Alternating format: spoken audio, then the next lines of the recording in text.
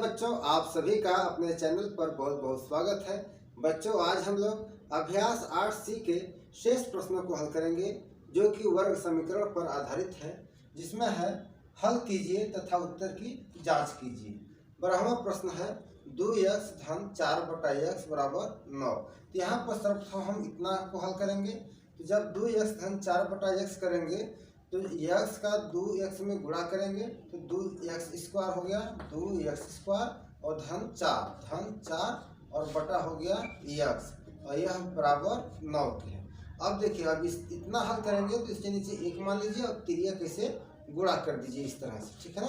तो 1 का गुणा जब इसमें होगा तो ये हो गया 2x² धन 4 बराबर 9x। अब देखिए 2x², अब यह इधर आएगा तो ऋण 9x और धन 4 बराबर 0 हो गया। अब देखिए यह ax² plus bx plus c type के व्यंजक के रूप में हो गया, ठीक है ना। अब हम यहाँ पर ac ज्ञात करेंगे। तो यहाँ a जो है 2 है और c जो है 4 है और यहाँ b जो है 9 है। b बराबर क्या है? ऋण 9। अब देखिए जब ac ज्ञात करेंगे तो AC बराबर हो जाएगा 2 गुणे 4 बराबर 8, ठीक है ना। अब हम 8 का ऐसा गुणनखंड करेंगे जिसके फैक्टर का योग ऋण 9 हो जाए। तो 8 बराबर हो जाता है यहाँ पर ऋण 1 गुणे ऋण 8 ना। 8 एकम 8 हो गया, ऋण में ऋण का गुणा धन हो गया, यानी 8 हो गया। और जब ऋण 1 और ऋण 8 जोड़ेंगे तो ये हो जाएगा ऋण 9, ठीक है ना। अब इसे हल करेंगे तो इस तरह से लिखेंगे 2x² ऋण x ऋण 8x धन 4 बराबर 0। यहाँ पर आप देख रहे हैं कि 2x² है, यहाँ x है, यानी x दोनों में है। तो यहाँ पर हम x कॉमन ले लिए तो बच गया 2x और ऋण 1 और यहाँ पर हम ऋण 4 कॉमन लेंगे। 4 यहाँ पर भी सम्मिलित है और 4 इसमें भी सम्मिलित है। तो ऋण 4 कॉमन ले लिए तो 4 दूनी 8 यानी 2x, ऋण में ऋण का भाग देंगे तो धन हो गया तो 2x हो गया। और यहाँ ऋण का जब धन में भाग देंगे तो ऋण हो जाएगा और 4 एकम 4 बराबर 0 हो गया। अब देखिए 2x ऋण 1 यहाँ पर भी है, 2x ऋण 1 यहाँ पर भी है। तो यह हो गया 2x ऋण 1 एक ब्रैकेट में और दूसरे ब्रैकेट में हो गया x ऋण 4 बराबर 0। तो यहाँ आप देख रहे हैं कि 2x ऋण 1 का गुणा हुआ है x ऋण 4 में, तो गुणनफल कितना रहा है? 0 आ रहा है। अर्थात इन दोनों में से कोई एक 0 है, या तो ये 0 है या तो a 0 है ना। तो चलिए हम इसे 0 मानते हैं। तो जब यदि इसे 0 मानेंगे तो 2x ऋण 1 बराबर 0 हो जाएगा।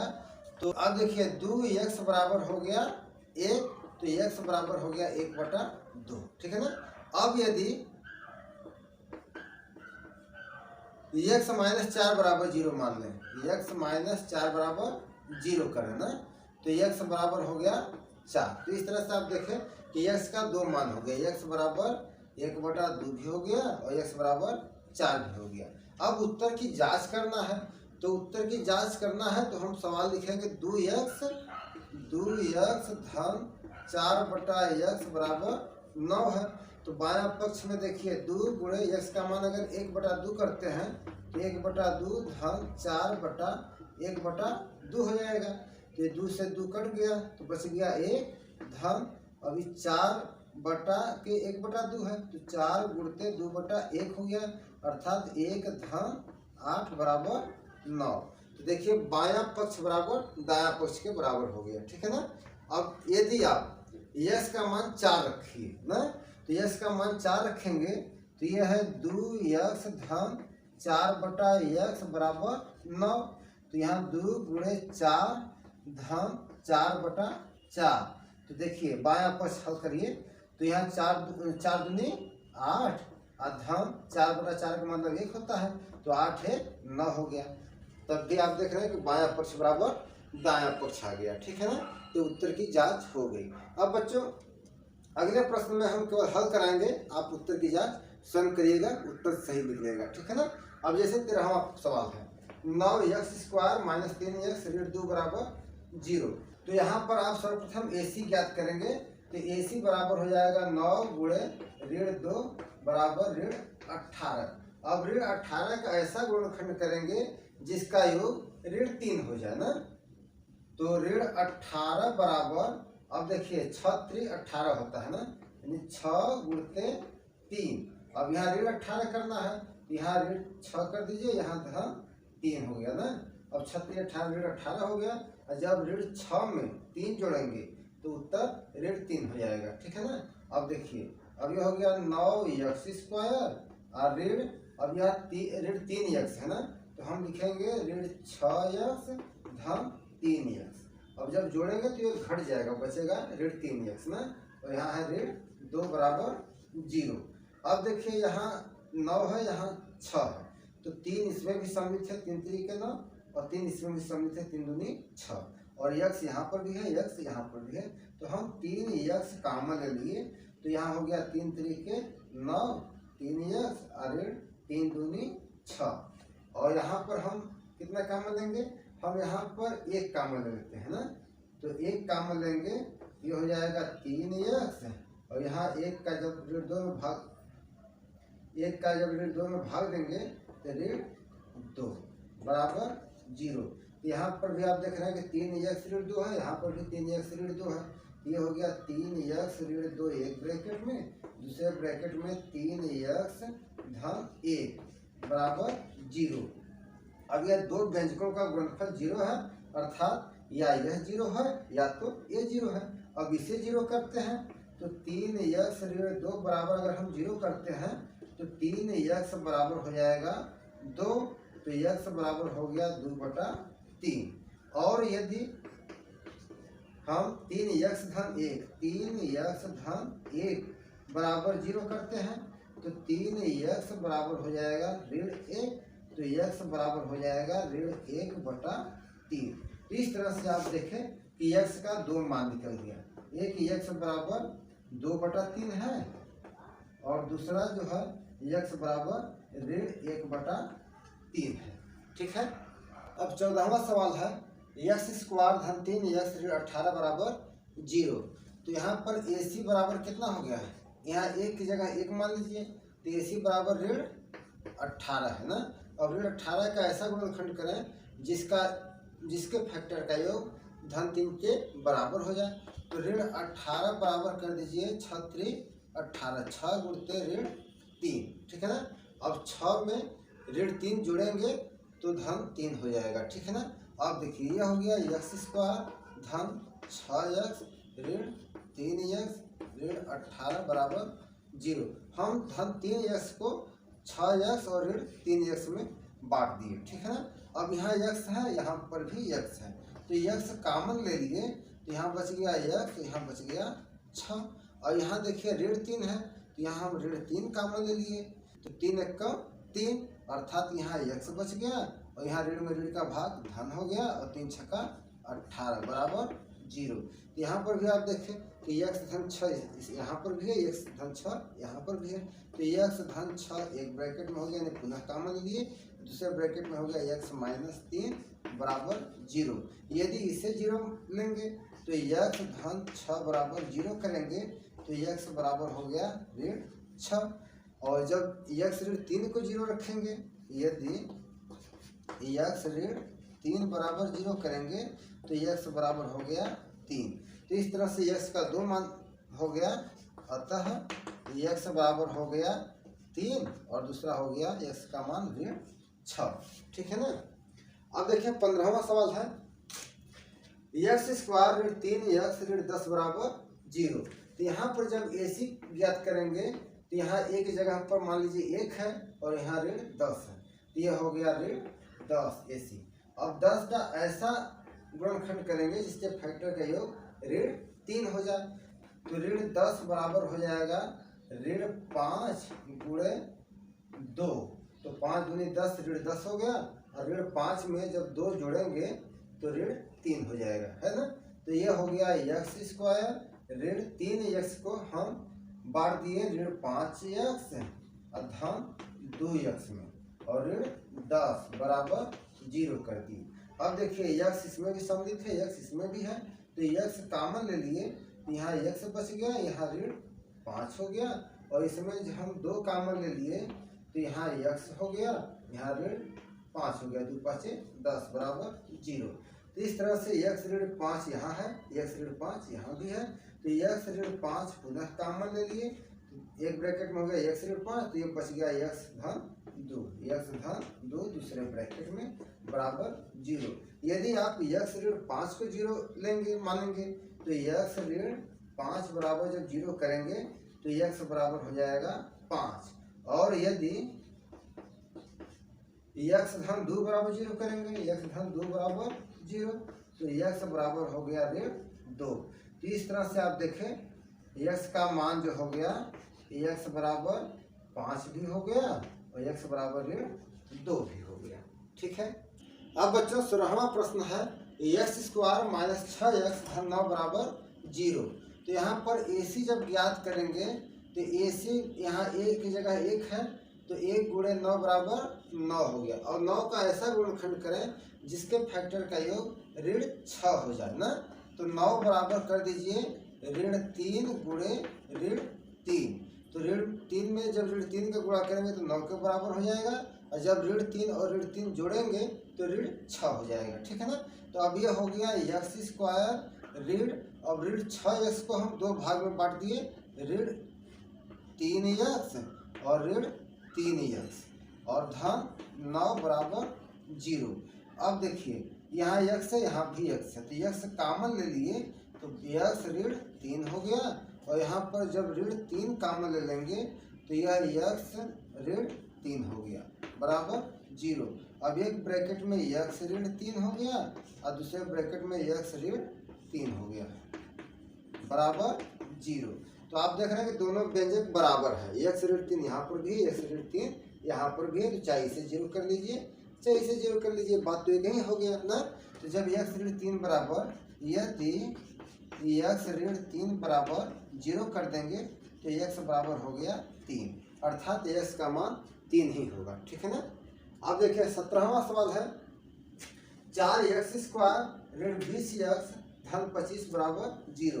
तो यहाँ पर जब AC ज्ञात करेंगे तो यहाँ A की जगह 4 है और C की जगह 25 है, तो 25 चौक के 100 हो गया। AC कितना हो गया 100, और 100 का ऐसा गुणनखंड करिए जिसके फैक्टर का योग ऋण 20 हो जाए। तो यहाँ पर ऋण 10 गुणे ऋण 10 कर दीजिए, तो देखिए 10 घा में 100, ऋण में ऋण का गुणा धन हो गया यानी 100 आ गया, जब ऋण 10 और ऋण 10 जोड़ेंगे तो ऋण 20 हो जाएगा। ठीक है ना। अब यह हो गया 4x स्क्वायर, और ऋण 20x को हम डिवाइड कर दिए 2 भाग में, यह हो गया ऋण 10x और ऋण 10x धन 25 बराबर 0। अब देखिए 4x यहाँ है और 10x यहाँ है, अर्थात इसमें 2x सम्मिलित है, इसमें भी 2x सम्मिलित है, तो 2x को हम कॉमन ले लेंगे, तो यहाँ हो गया, इसमें बच गया 2x और 2 5 10 ऋण 5 हो गया। अब यहाँ पर जो है 10x है और ऋण 10x है, यहाँ धन 25 है, अर्थात इसमें 5 सम्मिलित है, इसमें भी 5 सम्मिलित है, तो हम ऋण 5 कॉमन ले लेंगे। तो ऋण 5 कॉमन ले लिए तो 5 दूनी 10 यानी 2x हो गया, और यहाँ 5 5 25 ऋण 5 हो गया बराबर 0। अब देखिए एक ब्रैकेट में 2x ऋण 5 और दूसरे ब्रैकेट में भी हो गया 2x ऋण 5, यानी दोनों ब्रैकेट में सेम व्यंजक है ना। जब सेम व्यंजक है तो अब 2x ऋण 5 बराबर 0 कर दीजिए, तो यदि 2x ऋण 5 बराबर 0 करेंगे तो 2x बराबर हो गया 5, तो x बराबर हो गया 5/2, अर्थात 2 दूनी 4, 2 सही 1/2, तो x का मान एक ही होगा, 2 सही 1/2। ठीक है। अब बच्चों 18वां सवाल है 16x स्क्वायर धन 24x धन 9 बराबर 0। तो यहाँ पर जब AC ज्ञात करेंगे तो 16 गुणित 9 बराबर 144 हो गया। अब 144 का ऐसा गुणनखंड करिए जिसके फैक्टर का योग 24 आ जाए, तो 12 बराबर 144 होता है, और 12 और 12 जोड़ेंगे तो 24 हो जाएगा। ठीक है ना। तो ये हो गया 16x स्क्वायर धन 12x धन 12x धन 9 बराबर 0। अब देखिए यहाँ 12 है, यहाँ 16 है, अर्थात 4 इसमें भी सम्मिलित है, 4 चौके 16 और 4 इसमें भी सम्मिलित है, 4 3 12 ना, और x दोनों में है तो हम 4x को कॉमन ले लेंगे। तो 4 चौके 16 4 x हो गया और 4 3 12 धन 3। अब यहाँ पर देख रहे हैं कि 12x है, यहाँ 9 है, अर्थात 3 इसमें भी सम्मिलित है, 3 3 के 9 और 3 चौके 12। तो हम यहाँ धन 3 कॉमन ले लेंगे, तो 3 चौके 12 4x हो गया धन और 3 3 के 9 बराबर 0। तो यहाँ पर आप देख रहे हैं कि 4x धन 3 यहाँ पर भी है, 4x धन 3 यहाँ पर भी है, तो 4x धन 3 पुनः कॉमन ले लिए तो बच गया दूसरे ब्रैकेट में 4x धन 3 बराबर 0। तो 4x धन 3 और 4x धन 3 और 4x धन 3 दोनों सेम है। अब यदि 4x धन 3 बराबर 0 करते हैं तो 4x बराबर हो जाएगा -3, तो x बराबर हो गया -3/4। तो यहाँ x का एक ही मान होगा जो कि होगा -3/4। ठीक है। अब देखिए 19वां सवाल है, x घाते 4 -25 x² धन 144 ना। यहाँ पर हम मान लेंगे कि x² बराबर y, ठीक है ना। तो जहाँ x² है वहाँ हम y लिखेंगे, ठीक है। तो यह जो है x² की स्क्वायर है एक तरह से, तब न x घाते 4 हुआ, और यहाँ -25 x² है और धन 144 बराबर 0 है। अब हम मान लिए हैं कि यहाँ लिख लीजिए माना x² बराबर y, तो हम x² की जगह y कर दें तो यह y² हो गया, -25 y हो गया और धन 144 बराबर 0। अब देखिए ये हो गया ax² plus bx plus c type में, ठीक है ना। अब हम 144 में ac यहाँ पर 144 है, ac कितना हो गया 144।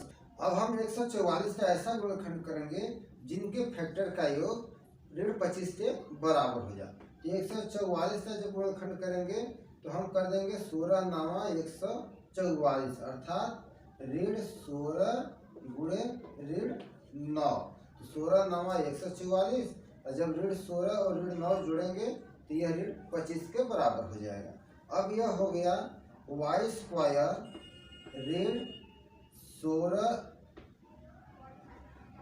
16y 9y धन 144 बराबर 0।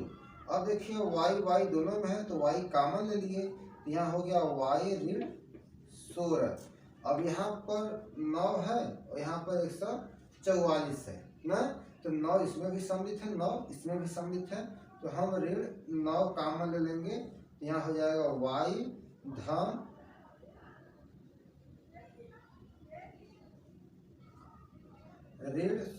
16 बराबर 0। इस तरह से y 16 यहाँ पर भी है, y 16 यहाँ पर भी है, तो एक ब्रैकेट में हो गया y 16 और दूसरे ब्रैकेट में हो गया y 9 बराबर 0।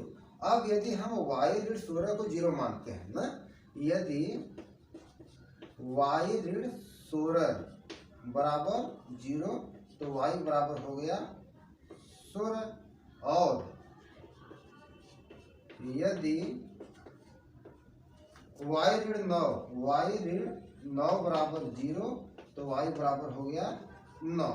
अब यहाँ पर आप माने हैं कि x² बराबर y ना, अर्थात y बराबर x² है कि नहीं। तो अब y की जगह x² करेंगे तो यह हो गया x² बराबर 16, तो x बराबर हो गया प्लस माइनस करड़ी में 16, जो कि हो गया प्लस माइनस 4, यानी x का मान हो गया प्लस माइनस 4।